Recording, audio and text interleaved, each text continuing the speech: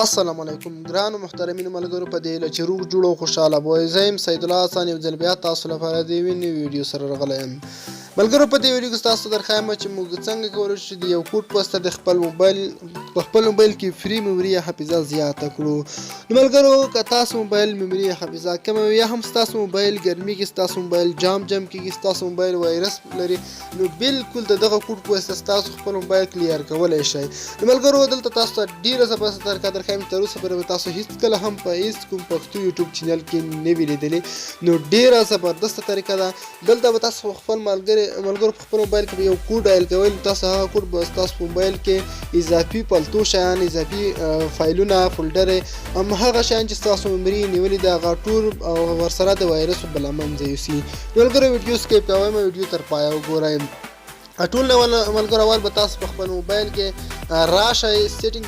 ملګرو وبخئ سیټینګ ته به لومړنی راځئ سیټینګ ته راځم تاسو ته لومړی د خپل موبایل سټورج یا میموري درخوایم چې زه اوس په خپل موبایل کې څومره فری سټورج یا میموري لرم زه ملګرو اوس تاسو ته درخوایم دلته ملګرو دا سکرین د پای ته ورسیږي ښه نو ملګرو تاسو د لاندې ځای وینئ چې موږ تقریبا 429 MB او بخښه 419 MB فری سټورج لرو نو موږ زه اوس په دې ویډیو کې بالکل تاسو درخوایم چې کله موږ یو کوډ ډایل کړو 429 MB فری سټورج موږ لرو نو زه اوس راځم تاسو په خپل موبایل ته راشئ دلته به فون ته راشئ او دلته به یو کوډ ډایل کړئ ملګرو دلته به اوس تاسو ډایل کوئ په خپل موبایل کې سټار هیش 99 یا 99 0 او هیش اوس ملګرو تاسو ته اتوماتیک دغه یو ډول صفحه راشي نو ملګرو دلته به تاسو هیڅ کله هم په غلط ځای باندې کلیک نه کوئ د ویډیو دقیق دلته وګورئ ملګرو دلته به تاسو راشئ ډیلیټ ډوم سټیټ لوکیټ دا دوهم اپشن چې کوم ښکاري ملګرو تاسو په دې باندې کلیک کړئ کله مو دلته کلیک کړئ ملګرو ډوم ریزلټ دلته به تاسو په اوکې اپشن باندې کلیک کړئ ملګرو کله مو چې دلته کلیک کړئ اوس هغه ټول شیان ستاسو په موبایل کې ډیلیټ شول اوس ملګرو تاسو راشئ خپل موبایل به ریسټارټ کړئ ملګرو کله مو چې موبایل ریسټارټ کړئ زه ویډیو لږ اسکیپ کوم او وروسته موبایل ریسټارټ کوم تاسو ته طریقه درخوایم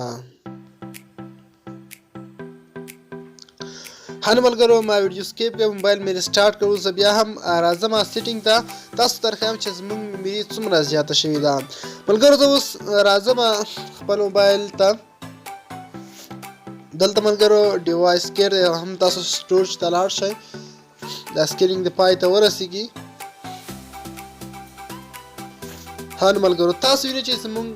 فری میموري 1 GB ته ورسېده بالکل ملګرو 1 GB ته ورسېده همدارنګه ستاسو موبایل کې چټکتیا اضافي هم راغی موبایل څخه وایرس هم پاک شوي دي ملګرو بالکل په دې طریقه تاسو کولی شئ چې خپل موبایل کې فری میموري زیاته کړئ یا هم ستاسو موبایل کې کلیر نه دلته نور فری سټورج هم یا اضافي شیانو کوم ځای نیولی دا هم پاکولی شئ دا هم ورسره پاک کړئ نو ملګرو دې هیله چې دا ویډیو تاسو خوښ شوي که چېرې مو دا ویډیو خوښه شوي نو